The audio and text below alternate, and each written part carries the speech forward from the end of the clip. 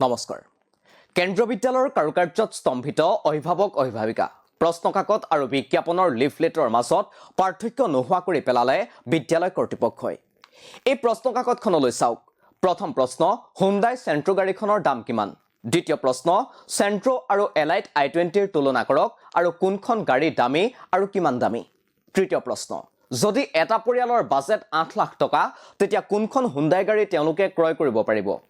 চতুৰ্থ প্ৰশ্ন কোনখন হুণ্ডাই গাড়ীৰ মূল্যৰ বৃহৎ পাৰ্থক্য আছে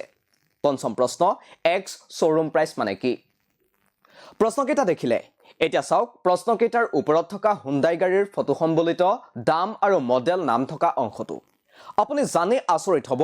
এইখন কোনো মাৰ্কেটিং বা অটোমোবাইলৰ সৈতে সম্পৰ্কিত প্ৰশ্নকাকত নহয় এইখন হৈছে এখন ইংৰাজীৰ প্ৰশ্নকাকত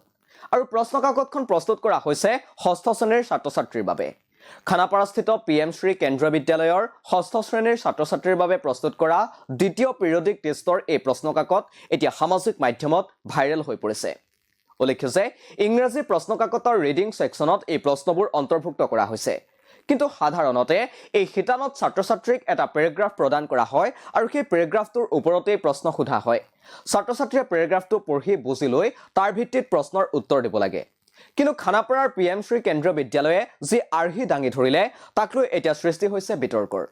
কেন্দ্ৰীয় বিদ্যালয়খনে স্পষ্টকৈ এটা গাড়ী নিৰ্মাতা কোম্পানীৰ বিজ্ঞাপন কৌশলেৰে প্ৰশ্নকাকতত উত্থাপন কৰিছে